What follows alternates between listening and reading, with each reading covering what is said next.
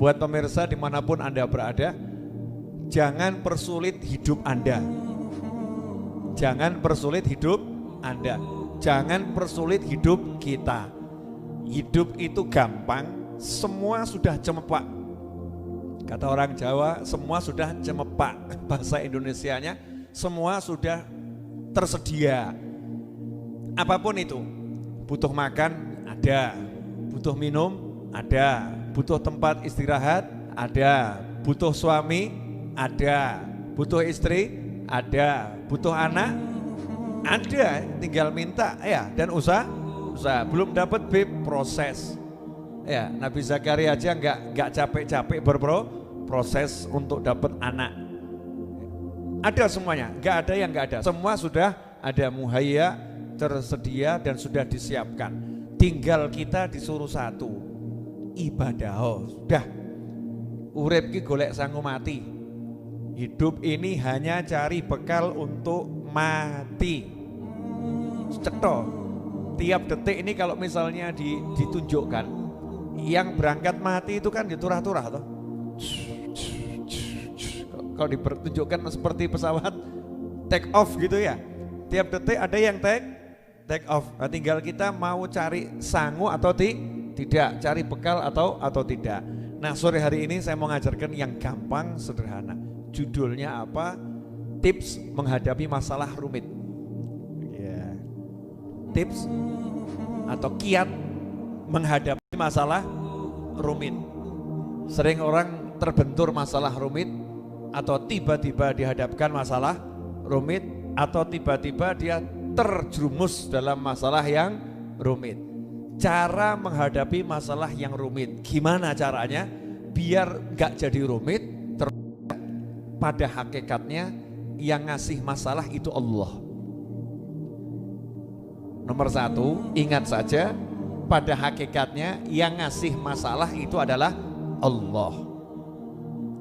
Kalau sudah tahu yang ngasih masalah itu Allah, maka langkah berikutnya jangan pernah mengandalkan apapun dan siapapun untuk menyelesaikan masalah.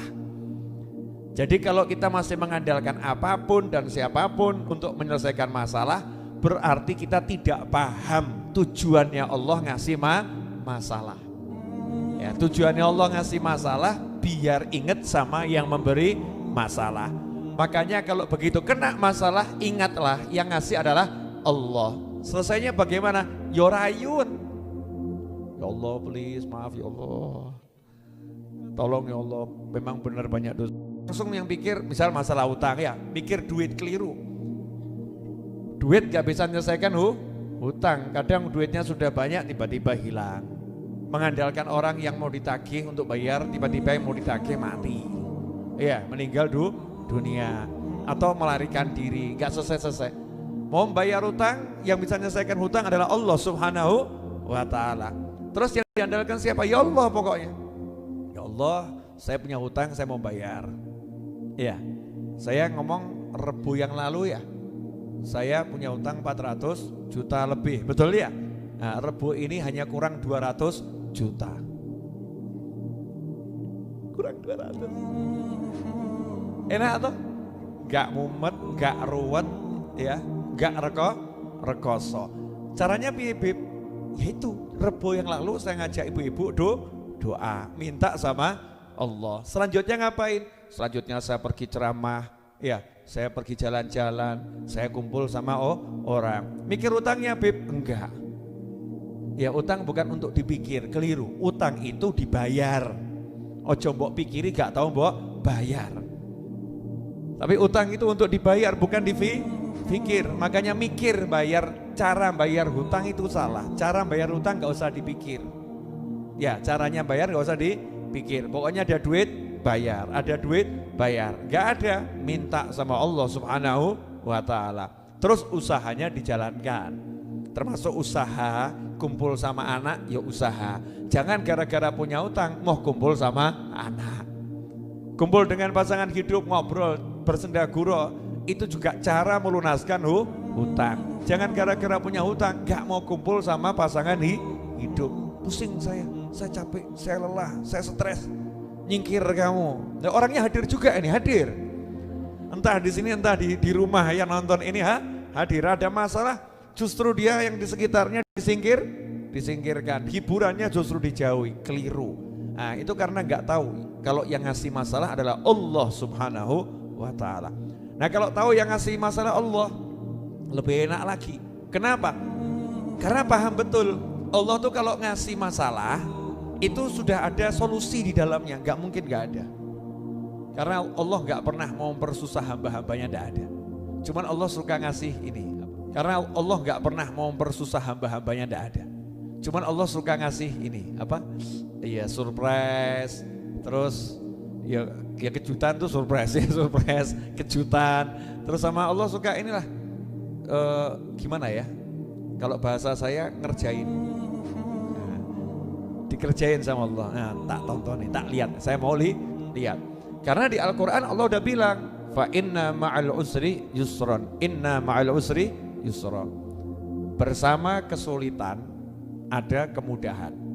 Ya, sesungguhnya bersama kesulitan, bersama masalah ada penyelesaian. Ruwet ada mudah. Dan dilanjutkan ayat berikutnya, bersama kesulitan ada kemudahan. Sebagaimana yang pernah saya jelaskan, di ayat sebelumnya itu pakai alif lam, al-usur. Kesulitannya pakai alif lam. Ayat berikutnya kesulitannya juga pakai alif lam, al-usur. Tapi untuk yusurnya, kemudahannya bukan al-yusur, tapi yusron. Gak pakai alif lam.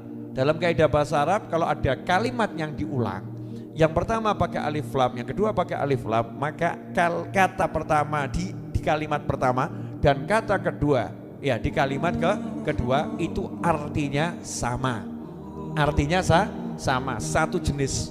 Sementara kalau nggak ada alif lam, katanya diulang dalam dua kalimat yang berjajar, maka kata di kalimat pertama yang nggak ada alif lam dengan kata di kalimat kedua yang nggak ada alif lam itu artinya berbeda. Sehingga kalau diterjemahkan sejatinya terjemahnya segini, sesungguhnya bersama kesulitan itu ada kemudahan, dan untuk kesulitan yang sama ada kemudahan tambahan lagi. Berarti untuk satu kesulitan itu di dalamnya ada dua kemudahan. Itu poin yang penting. Jadi kalau ada masalah di dalamnya ada dua solusi, bukan satu, ada dua solusi. Kemudian yang menarik kalimatnya pakai ma'a. Wa inna ma'al usri yusra.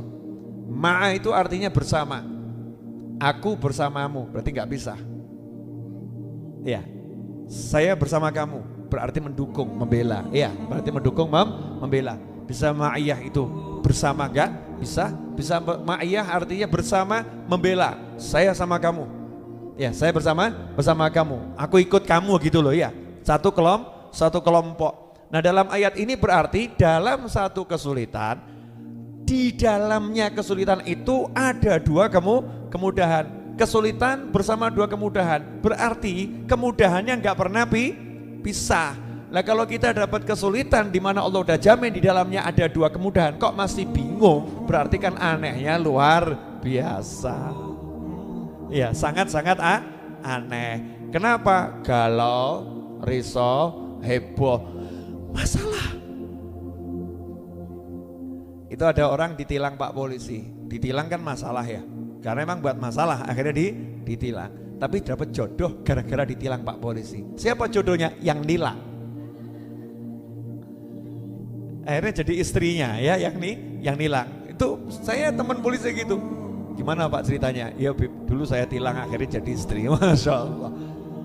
Tilang jalan tapi akhirnya jadi istri. Ya, itu kan ada masalah, akhirnya jadi solusi untuk masalah yang lebih besar. Masalahnya belum dapat jodoh. Ditilang masalah kecil, belum dapat jodoh kan kadang jadi masalah yang besar. Gara-gara ditilang dapat jodoh. Jadi masalah atau enggak masalah? Tilangan terus gak apa-apa gitu ya. Nah, itu jodoh kok ya. Dapat jodoh. Ya seperti itu. Nah, makanya dari sini pelajaran, pokoknya masalah apapun jangan galau, jangan bingung, jangan risau, jangan gelisah, tenangkan hatimu, tenangkan fikirmu, langsung ingat yang ngasih masalah Allah. Nah, terus kita ngomong sama Allah, ya Allah please tolong selesaikan ya Allah. atau tunjukkan solusinya. Kan ada masalah berarti di situ ada solusinya. Ya Allah, tunjukkan ke saya solusinya.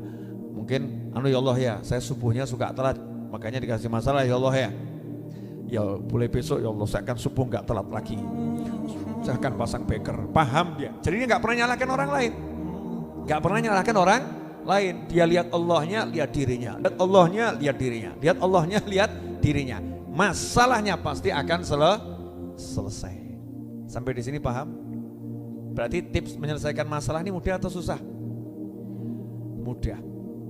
Masalahnya saya dimusuhin orang Habib. Wah itu lebih gampang lagi itu. Masalahnya dimusuhin orang gak suka sama saya, itu paling gampang. Nomor satu, siapapun yang musuhin kamu, siapapun yang gak suka sama kamu, laporkan ke Allah. Ya Allah, dia gak suka sama saya ya Allah, tolong jadikan dia suka sama saya ya Allah. Enak atau? Enak enggak? Siapa yang bisa bolak-balikkan hati? Allah. Ketemu lagi orang yang cemberut, ya merengut, besengut, ngomong gak enak, kita senyum saja, tunggu tanggal mainnya. Pasti kamu akan cinta aku. Keren. Kenapa? Pede karena minta sama Allah Subhanahu wa ta'ala. Gak dididik, gersulo, dia musuhin aku. Kurang apa aku? Akeh kurangmu. Ya kurangmu sebagai manusia banyak, baik terhadap orang yang musuhin kamu atau terutama terhadap Allah Subhanahu wa ta'ala. Laporkan sama Allah. Ya Allah, ya saya dimusuhin orang. Kalau saya teliti sih ya Allah memang benar nih, banyak nih salah saya. Ya ampuni salah saya ya Allah, ampuni dosa saya. Nah itu yang musuhin saya ya Allah, ampuni dia. Ya jadikan dia nanti sahabat saya, jadikan dia teman saya. Enak kalau begitu. Ada orang gak bayar utang kita, gak enak juga tadi masalah lah ini. Ada orang utang 500 juta gak mau bayar. Gara-gara apa? Satu, orang yang nakal. Dua, bisnisnya bangkrut. Kita mau ngomong sampai 2 miliar kata tetap gak lunas. Salah berarti kita gak paham. Biar selesai gimana? Laporkan ke Allah Ta'ala. Ya Allah, dia punya utang sama saya 500 juta. Gak bayar. Satu, karena memang nakal. Dua, juga karena bisnisnya hancur. Jadi saya minta sama kamu ya Allah, tolong sadarkan dia ya, dan tolong beri dia rezeki yang banyak ya Allah. Majukan lagi bisnisnya Allah, majukan usahanya. Kenapa? Kalau kita doakan dia punya duit, nah berarti punya kesempatan untuk bayar. Jangan didoakan yang lain, remuk usahanya, bangkrut, tambah hilang duitmu. Ya uangmu tambah hilang. Permusuhan yang kita munculkan dalam hati itu akan membuat subur permusuhan di hati orang lain. Kalau hati kita sudah enak sama orang, Allah akan merubah hati orang itu enak kepada kita. Udah pokoknya gitu, nyantai, yang enak. Kecuali orang yang udah betul-betul hatinya kaku, beku, mati. Nah, itu nanti urusannya lain lagi. Allah yang beresin, Allah yang menyelesaikan. Paham sampai di sini? Apa? Masalah itu mudah, tinggal laporkan sama Allah Subhanahu wa ta'ala. Karena Allah udah janji bersama kesulitan di situ ada 2 kemudahan. Nah kalau sulitnya 1, 2 mudah, makanya orang-orang soleh kalau datang kesulitan bahagia. Kenapa? Rezeki teko. Coba cek kalimatnya orang Jawa ya hebatnya orang Jawa dan orang luar Jawa. Nanti kalau saya ngomong begini yang luar Jawa tersinggung, Beb, saya orang Kalimantan juga hebat tuh Beb ya. Maksud saya orang Indonesia, hebatnya orang-orang tua kita, leluhur kita. Cek gelas tumpah, ya gelas berisi teh atau kopi, tumpah airnya, geletak, tak, ya, pecah misalnya, pecah airnya tumpah. Ngomongnya apa? Udah orang tua kok. Rezekinya berlimpah. Iya, air tumpah, gelas kopi tumpah, rumah kebanjiran. Ngomongnya apa? Rezeki berlimpah. Air kutah, rezeki berlimpah. Ini masalah enggak ini? Sebetulnya masalah karpet kotor, betul kan ya? Karpet kotor. Kemudian kalau di kasur ya kasurnya kotor, semua kotor. Tapi nggak pernah ngomong wah karpetnya rusak, nggak pernah. Ngomongnya apa? Rezeki berlimpah. Karena paham, ini dibalik masalah ada 2 kebahagiaan bonus. Lah kalau kita kan enggak, waduh, ruwet. Remuk. Mikirnya jelek. Ya, mikirnya jelek. Pokoknya ingat, masalah yang ngasih adalah Allah Subhanahu wa taala. Nah, yang nomor 2, kalau udah tahu Allah yang ngasih, tips yang nomor 2, tidak ada yang bisa menyelesaikan masalah selain Allah. Jadi yang ngasih Allah, dan tidak ada yang bisa menyelesaikan kecuali Allah. Pinter saya, pinter ibu-ibu, pinter pemirsa, tidak ada yang bisa menyelesaikan masalah. Gak bisa. Indonesia Raya dikumpulkan untuk menyelesaikan masalah kita, tidak akan bisa selesai kecuali dengan izin Allah Subhanahu wa taala. Walaupun kita mengakui banyak orang pintar di negara kita, betul. Banyak orang hebat di negara kita, betul. Tapi nggak bisa manusia nyelesain masalah, yang bisa hanyalah Allah Subhanahu wa taala. Contoh di Al-Quran, ya contoh Nabi Ibrahim alaihissalam, api dinyalakan, ya kayu bakar terbakar, panasnya nembus 1,5 kilo, burung terbang 1,5 kilo di atasnya terbakar. Kira-kira kalau dilempar ke situ selamat atau mati? Mati. Benar kan? Ada enggak solusinya? Solusinya secara kasat mata ada enggak? Enggak ada. Belum ada pemadam kebakaran dulu. Kalau tuh ada pemadam kebakaran enggak bisa madamkan api yang sebesar itu dalam waktu singkat. Wong itu apinya padam, kalau di tafsir ada mengatakan seminggu, ada mengatakan sebulan baru padam. Saking besarnya api, seperti kebakaran hutan dulu ya, seperti itu. Solusinya apa? Yang ngasih masalah adalah Allah. Yang bisa menyelesaikan siapa? Allah. Gimana cara Allah menyelesaikan masalah? Sederhana. Ya narukuni bardan wa salaman ala Ibrahim. Apinya diperintah, api, tolong kamu tetap membakar yang lain, bakar yang lain, kayunya obongan ya, kayunya obongan, yang lain bakarlah. Tapi khusus Ibrahim alaihissalam, kamu jadi dingin buat dia dan menyelamatkan. Jadi buat dia dingin dan menyelamatkan. Selamat Nabi Ibrahim alaihissalam, bahkan kayunya itu tetap kobong jadi abu, Nabi Ibrahimnya selamat. Siapa yang menyelesaikan? Allah Subhanahu wa taala. Nabi Musa dikejar lautan di depan, ya belakang Fir'aun mengejar. Siapa yang menyelesaikan masalah? Allah Subhanahu wa taala. Dikasih apa? Kayu nggak bisa belah laut. Yang belah laut adalah Allah Subhanahu wa taala. Selesainya mudah atau susah? Mudah. Tuk selesai, ya. Tuk selesai. Diobong, dilempar, nggak pakai pemadam, nggak pakai macam-macam. Apinya tetap ngobong yang lain, bakar yang lain, dingin untuk Nabi Ibrahim alaihissalam. Selesai atau nggak selesai? Selesai. Nah, asal kita udah pegangan sama Allah, nyantai.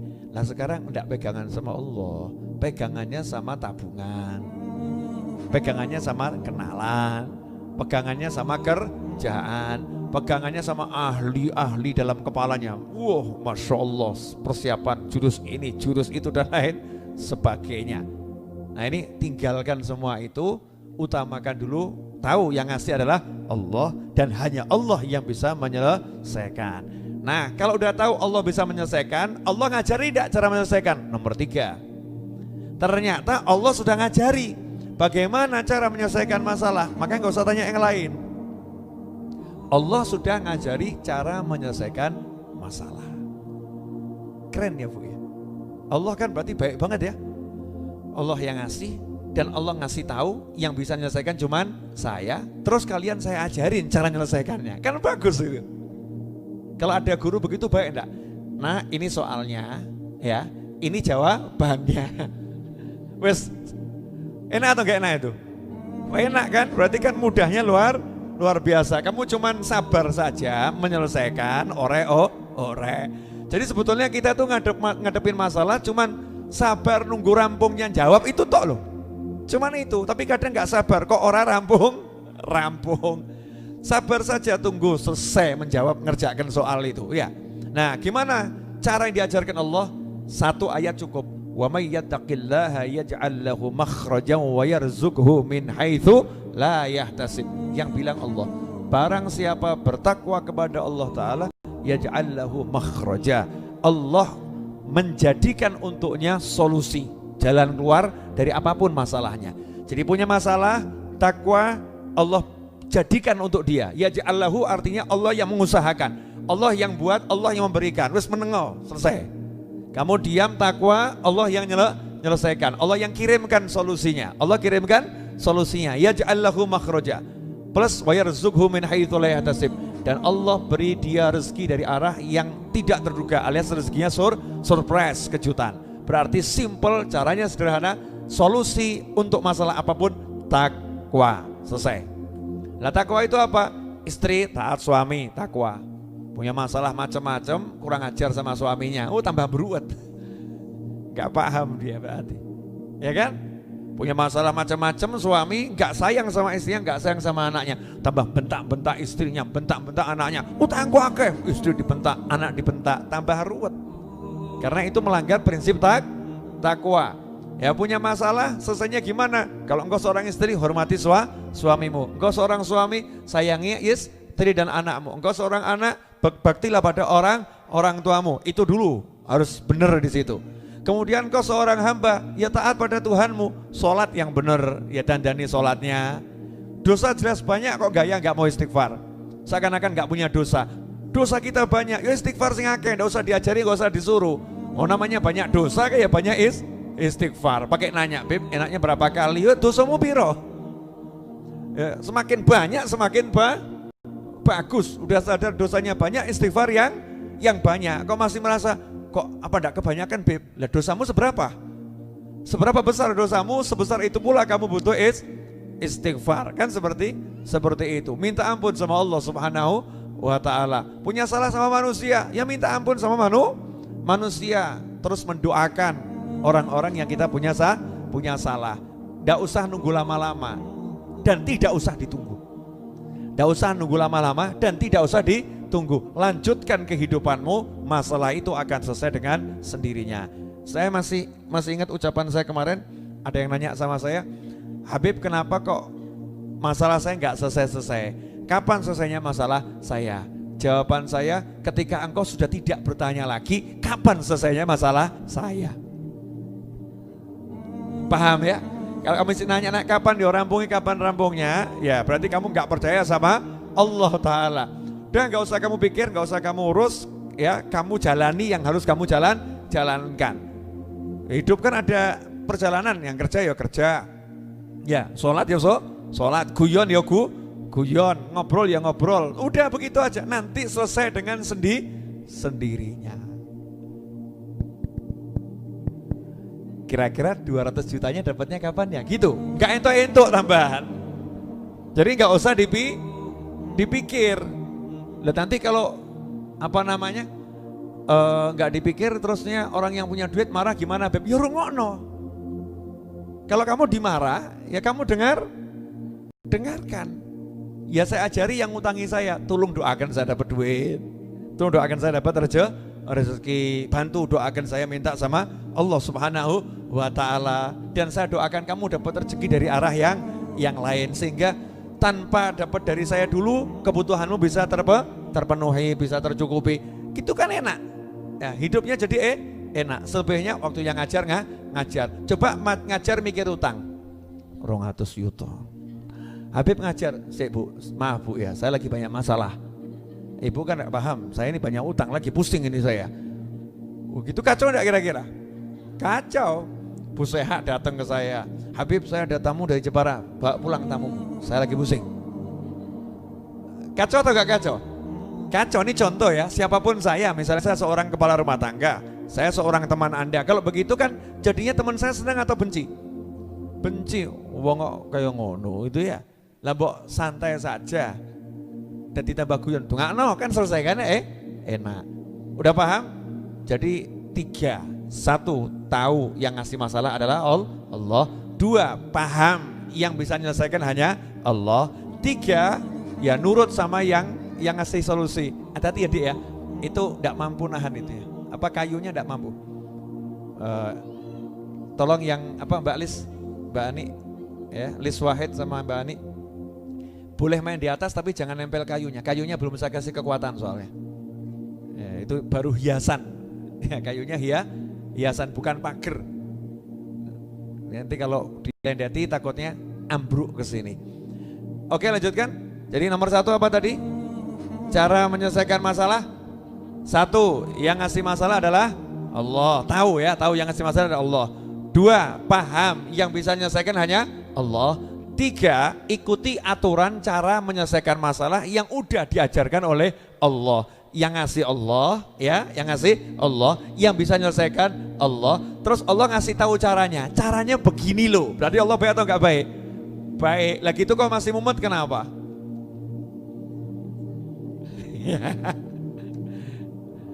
Habib, tapi ini begini nggak ada duit ya tenono. Nggak ada duit ya tunggu. Nunggu kok nggak mau. Terus mau gimana lagi? Loh, hidup bukan punya kita, milik Allah. Usaha, udah usah ngajarin orang usaha. Saya yakin tuh orang yang nggak punya duit juga udah usaha. Betul kan ya? Doa, saya yakin juga sudah berdoa. Minta doa sama orang lain, saya yakin sudah minta doa sama orang lain. Tapi kemerungsung, nggak mau nunggu. Lah nggak mau nunggu tuh berarti nggak percaya sama yang nyuruh. Saya itu servis mobil. Saya servis mobil. Ya nggak iso saat langsung masuk jadi. Betul. Saya masukkan mobil, walaupun mobil saya sehat, nggak punya penyakit, ya butuh waktu 1 jam, 2 jam, satu persatu dibetulkan, dibereskan dan lain sebagainya. Itu saja saya mau nunggu. Tapi kalau saya nunggu di servisan kan bodoh saya. Kenapa nunggu di servisan bodoh? Ya, buat 1 jam ya tetap 1 jam, 2 jam tetap 2 jam. Lebih baik saya akan nunggu misalnya nge-mall, ya kan ya. Seneng-seneng di mall atau ikut pengajian. Rampung pengajian, udah rampung Pak, sudah kan penak. Lah ini orang punya utang, punya masalah, nunggu selesainya mikir masalah, ya bodoh. Jadi kalau nunggu masalah selesai itu jangan mikir masalah, seneng no hatimu, kumpul anak, bojo, konco, golek ilmu, golek duit, selesai. Saya nggak punya duit Habib, saya nggak punya duit Habib. Kamu ngomong nggak punya duit, itu ngabiskan waktu untuk cari duit. Jadi nggak usah ngomong nggak punya duit, tapi kamu usahalah untuk dapat duit, usaha. Nanti Allah akan ngasih, terserah bagaimana caranya. Jadi waktunya dibuat menghibur diri, nyeneng no hati. Termasuk ibu sekarang mikir udah nih mandek kapan? Nggak usah dipikir bu. Hujan mau mandek biar mandek, mau hujan biar hujan. Yang penting sekarang cari ilmu. Nanti kalau selesai belum hujan, bagaimana? 2 solusinya, 1 ngiyup, ya. 2 hujanan. 3 nggak usah hujan-hujanan, cari kendaraan biar tidak kehujanan. Semuanya enak, nggak ada yang nggak enak. Nanti sampai rumah terlambat, ya ora apa-apa. Emang didenda. Nanti suami marah, rungono. Maaf, ya kan? Mohon maaf. Ya, terus dengarkan. Kalau nggak paham-paham ya doakan. Mudah-mudahan suamiku paham. Nggak paham, berarti memang waktunya kita suruh belajar mendengar. Begitu Ibu? Udah cukup, insya Allah perekaman manfaat.